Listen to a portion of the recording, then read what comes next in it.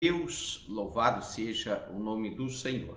Olá, Deus abençoe você e também a sua família. Muito obrigado por estar aqui junto com a gente, junto conosco, onde eu quero trazer aí uma palavra de Deus para a sua edificação, para que nós possamos aprender mais e mais das coisas do Senhor. A nossa intenção aqui é somente ajudar e eu tenho a certeza que vai ser útil. Eu peço a sua gentileza para curtir, né? Se você puder também enviar esse vídeo para 2 pessoas, nós vamos atingir aí a nossa meta de like, de comentários e de compartilhamento na semana, tá bom? Convido você para comentar, para curtir, para compartilhar, marcar alguém, se inscrever no canal e ficar conosco até o fim, ok? Muito bem, vamos lá. O assunto hoje ele é um assunto bem delicado e também interessante. Eu coloquei ali para entender o não cristão, né?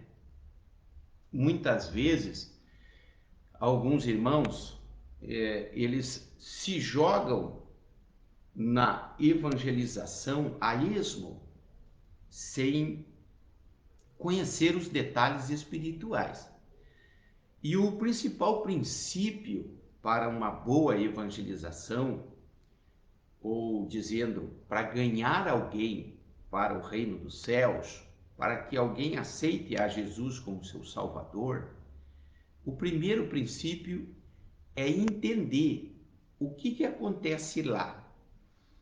E um dos primeiros pensamentos que a gente deve ter é que nós já estivemos lá um dia, não é?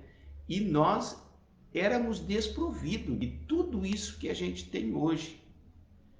Então, para que eu tenha êxito numa boa evangelização, na pregação do evangelho, para que eu consiga ganhar alguém para Jesus, que eu seja convincente, eu preciso entender vários princípios, ok? Porque aquelas pessoas que estão longe, seja quem for, se é seu familiar, aquelas pessoas que não estão na igreja, que não são cristãs, que ainda não aceitaram a Jesus, na verdade, elas não são felizes, elas não são livres. Existe muita coisa acontecendo lá do outro lado e nós precisamos entender.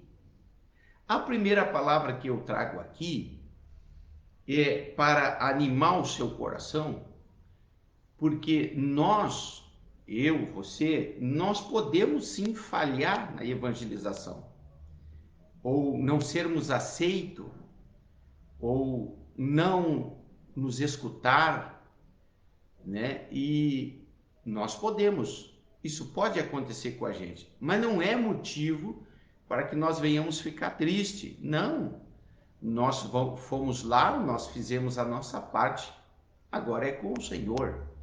E o primeiro versículo que eu trago aqui é que nós venhamos colocar a salvação das pessoas, a salvação dos familiares, nas mãos do Senhor.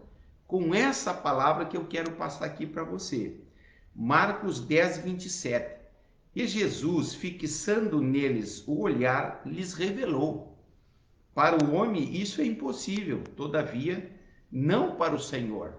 E aqui a última parte dentro dessa prática. Pois para Deus tudo é possível.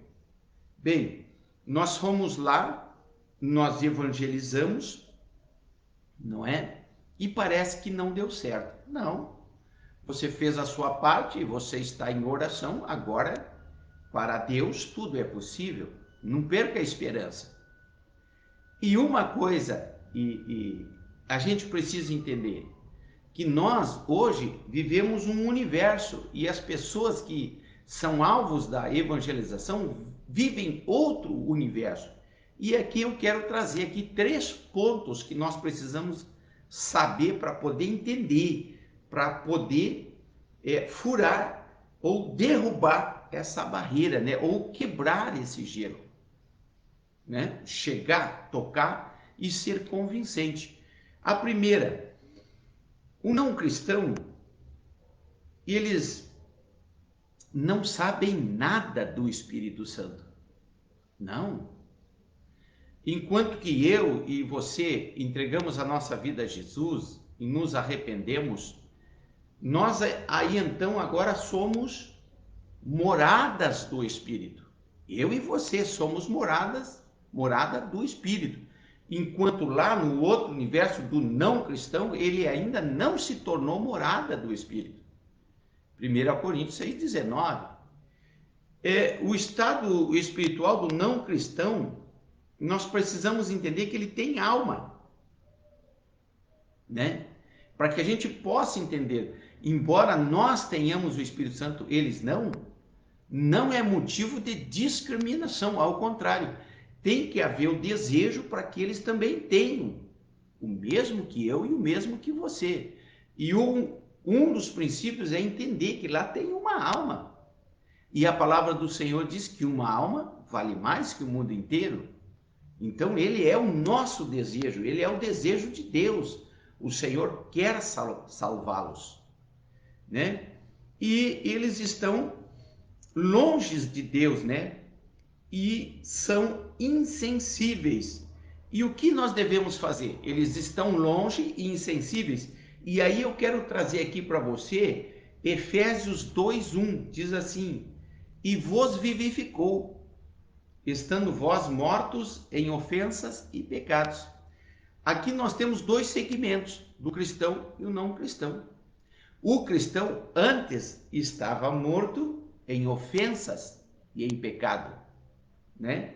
Mas o cristão está vivo. Aqui tem duas palavras, quando a gente vai para o grego, na sua etimologia, vida e morte. Vida significa próximo de Deus e morte significa afastado de Deus, distante de Deus. Antes, nós estávamos longe, agora nós estamos perto e tem que cuidar para não sair de perto. O primeiro ponto para que possamos entender o não cristão é que nós temos o Espírito Santo e estamos perto de Deus. O não cristão está longe de Deus.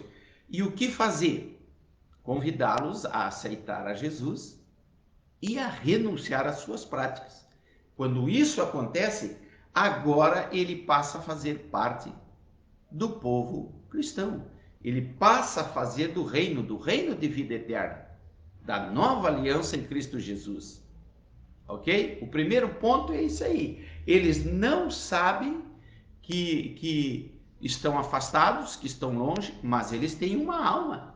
Enquanto que nós temos o Espírito Santo, eles não têm e eles precisam ter. E para isso é necessário convidá-los a aceitar Jesus e a renunciar os seus pecados. Bem, o segundo ponto.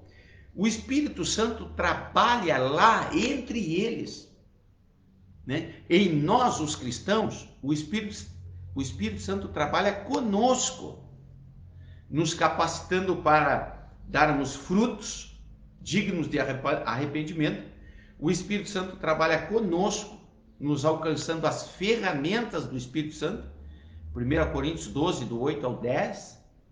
O Espírito Santo trabalha em nós e trabalha conosco, enquanto que lá, naquele que não é cristão, o Espírito Santo trabalha para salvar. Ok? O Espírito Santo não nos abandonou, ao contrário, ele está em nós, mas trabalha lá, no não salvo. Se você está orando por alguém, continue orando. O Espírito Santo vai trabalhar, está trabalhando por essas pessoas que são alvo das suas orações. Glória seja dada ao nome do Senhor, né? Para nós, as coisas espirituais, elas são reveladas. Para eles, não. O incrédulo não entende nem sequer direito, né? A sua percepção está longe até mesmo dos 5 sentidos que ele possui. Está longe também da sua própria razão, o não cristão, porque ele não se dá conta da transgressão, ele não se dá conta da ofensa, como diz em Efésios 2:1, morto em ofensas. Por exemplo, qualquer exagero é pecado, né? Qualquer mentira é pecado, é uma ofensa ao Senhor. E o segundo ponto é que o Espírito Santo está lá trabalhando na vida deles, enquanto em nós, ele está aqui, nos ajudando, até mesmo a ministrar essa palavra aqui. E o terceiro ponto, o Espírito Santo, ele trabalha especificamente no não cristão, né? Primeiro ponto, o não cristão não sabe do Espírito Santo. Segundo ponto, o Espírito Santo está lá se movendo para salvá-los. Terceiro ponto, o Espírito Santo ele trabalha junto com o incrédulo. De que maneira, pastor? E aí eu quero trazer aqui João 16, verso 8. E quando ele vier, convencerá o mundo do pecado, da justiça e do juízo. É assim que o Espírito Santo trabalha, convencendo o homem do pecado, do juízo e da justiça. Ora, o trabalhar do Espírito Santo lá no não cristão não é um trabalho de facilidade, não. O Espírito Santo está sempre mostrando a transgressão para o transgressor. Então não é alguma coisa assim de passar a mão na cabeça, de fazer um carinho, não, é algo muito forte e eficaz, a tal ponto de, em um determinado momento, aquele homem ou mulher que está sendo alvo do trabalhar do Espírito Santo acaba entendendo que o que ele está fazendo vai trazer prejuízo para ele, vai trazer prejuízo para alguém, não é bom. No seu inconsciente existe um apelo para que ele pare com a transgressão, que ele pare com a ofensa ao Senhor, né? Então, aí está o trabalhar do Espírito Santo.